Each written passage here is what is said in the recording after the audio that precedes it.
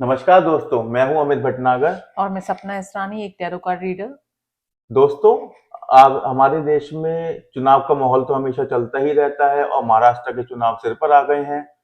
23 तारीख को हमारे सबके सामने इलेक्शन का रिजल्ट भी आ जाएगा। मुझे पता है सब लोगों के मन में एक हमेशा क्यूरियोसिटी रहती है कि कौन बनेगा महाराष्ट्र का अगला मुख्यमंत्री।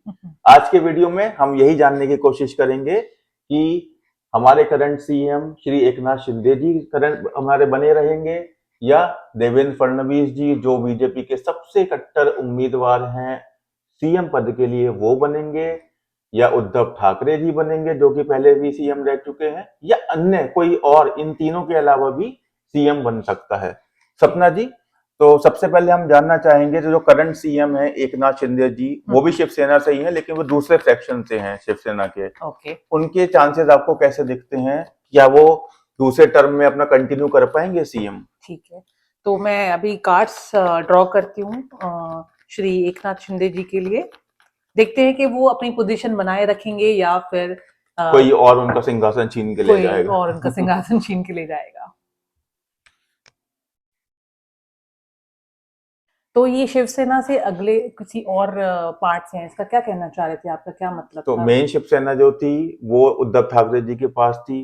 फिर शिवनाथ एकनाथ शिंदे जी ने दूसरी शिवसेना बनाई है, इसमें से आधे शिवसैनिक उनके साथ आ गए हैं। तो बाला साहब ठाकरे वाली शिवसेना जो है एकनाथ शिंदे जी के पास है, और उद्धव ठाकरे जी वाली कहलाती है Shiv Sena Uddhav Thackeray group. Okay, thank you for the information, for the insights. अच्छा, तो मैं अभी देखती हूँ एकनाथ शिंदे जी के बारे में।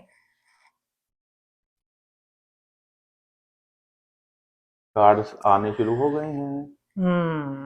देखिए, अभी पार्टी में जो उनकी पोजीशन है काफी बैलेंस करने की कोशिश कर रहे हैं वो, जी। है ना? तो कई मुझे जो कार्ड दिख रहा है ना, ये कार्ड ऐसा लग रहा है कि शायद किसी और पार्टी के साथ कोलैबोरेट करके या बीजेपी के साथ तो उनका कोलेबोरेशन है कोलैबोरेशन ऑलरेडी। है ही। Okay, already. तो काफी बैलेंस बनाने की कोशिश जी। कर रहे हैं और मुझे लग रहा है कि कुछ इमोशनल डिसीजन होंगे अभी इनके, अच्छा। जो कि शायद कैरिड अवे हो जाएंगे, कुछ इमोशंस में बहते हुए नजर आ रहे हैं मुझे एकनाथ शिंदे जी। हम्म। फिर भी इसके बावजूद भी मुझे काफी स्ट्रॉन्ग चांसेस लग रहे हैं इनको अपनी पोजीशन बरकरार रखने के लिए। लेकिन ये इस कार्ड का एक और मतलब होता है, हो सकता है कि इनको कोई एक्वायर कर ले, अच्छा। कोई इन पे इन्फ्लुएंस नजर आ रहा है मुझे।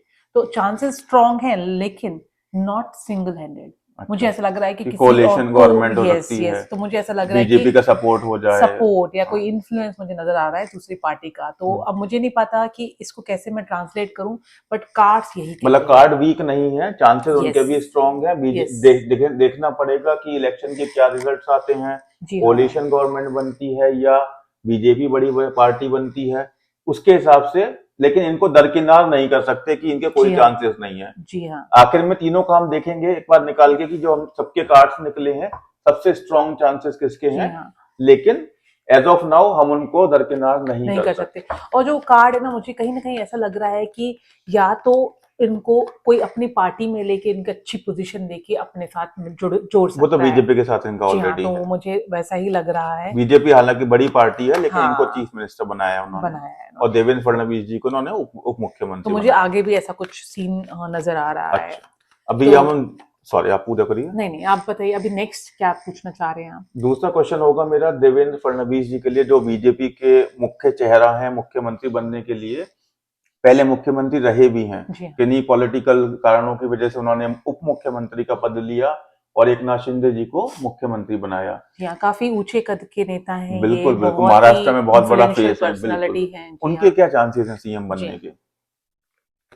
तो देवेंद्र फडणवीस जी के चांसेस सीएम बनने के, और मैं देखूंगी कि उनकी पोजीशन अभी क्या है और आगे अभी तो फिर उप मुख्यमंत्री उप हैं वो। मुख्यमंत्री हैं। जी। पोजीशन एज इन अभी एनर्जीज क्या है उनकी, एनर्जीज ठीक है। क्या आती हैं टैरो के हिसाब से उनकी, फिर हम लास्ट में तीनों का कंपैरिजन करेंगे।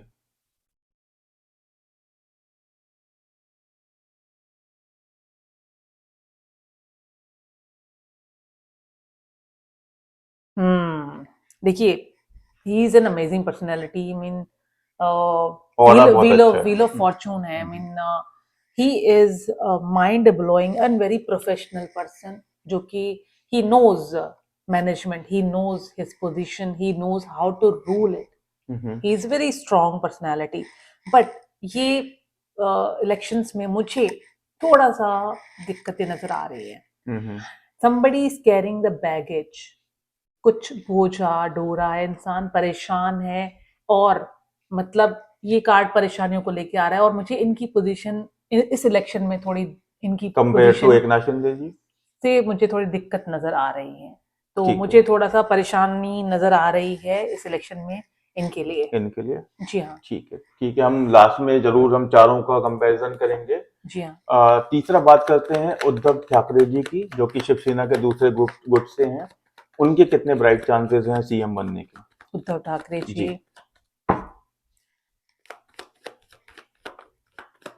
उद्धव ठाकरे जी अभी किस पोजीशन? अभी तो अपोजिशन में, तो किसी पोजीशन में नहीं है वो. बीजेपी और शिवसेना ही उसमें रूलिंग पार्टी हैं, तो उनका ही सीएम और उप मुख्यमंत्री हैं.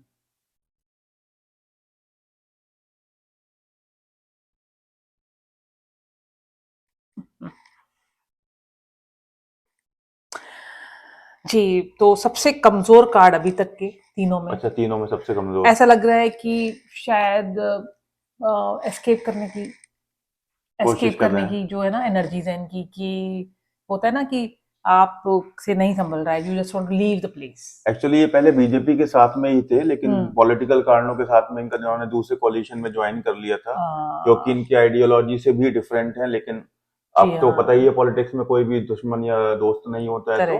तो ये अभी दूसरे ग्रुप में है, आपको लगता है कि फंसे हुए हैं वहां पर. He is not very comfortable there. Comfortable नहीं है, and he want to run away from there, escape करने की कोशिश कर रहे हैं, जैसे था ना कि छोड़ छाड़ के भागो. जी.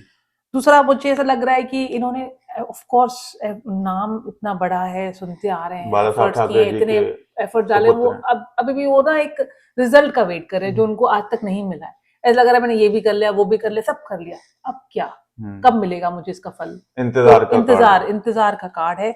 और इस इलेक्शन में मुझे इनके लिए जो दिख रहा है वो इल्यूजन दिख रहा है. मुझे ऐसा लग रहा है कि वो सोच रहे हैं कि मुझे बहुत कुछ मिल जाएगा, बट वो उनको मिलेगा नहीं. मतलब वो ख्वाब देख रहे हैं कि मुझे इधर हाथ डालूंगा तो सोना निकलेगा, इधर हाथ डालूंगा तो मुझे लेकिन वो ख्वाब ही रह जाएंगे. चीफ मिनिस्टर बन जाऊंगा तो ख्वाब रहने वाले हैं, क्योंकि बहुत बड़े धोखे में है, इल्यूजन में है और अंधकार में है. पॉलिटिक्स तो है ही इल्यूजन का खेल, मतलब धोखों का खेल है. आप कुछ नहीं कह सकते कौन किसका परमानेंट दोस्त या दुश्मन है. जी हाँ. ये तो हमने की 3 मेन जो हमारे कंटेंडर हैं सीएम बनने के लिए. जी हाँ. क्या इन तीनों के अलावा हम कांग्रेस पार्टी या एनसीपी से किसी मुख्यमंत्री के, हो सकता है नाम घोषित भी ना हो, तो ऐसा पॉसिबल है क्या टैरो कार्ड से कि आप 4 कार्ड निकालें, उसमें कंपैरिजन करें कि एकनाथ शिंदे, देवेंद्र फडणवीस, उद्धव ठाकरे या कोई भी चौथा, वो कांग्रेस हो, अन्य दल से मुख्यमंत्री बन, किसके चांसेस सबसे ज्यादा है?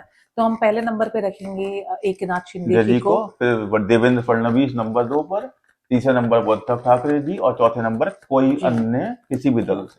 तो मैं टैरो कार्ड्स में आपको ये 4 कार्ड निकालूंगी और जो सबसे वीक कार्ड होगा तो हम उसको रूल आउट कर देंगे कि वो पॉसिबिलिटीज नहीं है.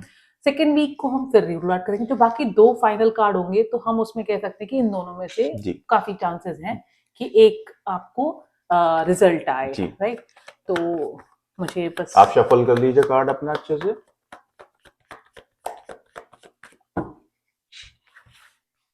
देखते हैं दोस्तों क्या निकल कर आता है, क्या भविष्य में समाया हुआ है.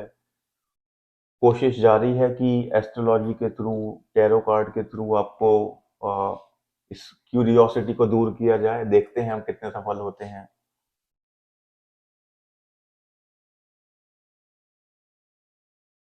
ओके.